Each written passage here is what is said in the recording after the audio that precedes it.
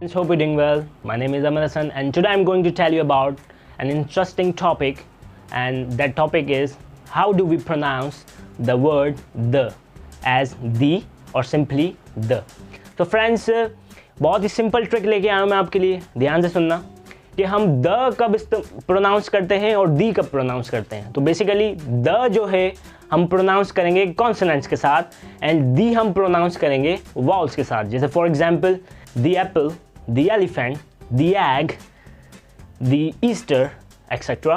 And the के साथ हम प्रोनाउंस करते हैं the country, the city, the dress, the camel, the boy, etc. Hope you like the video. Subscribe for more. Thank you.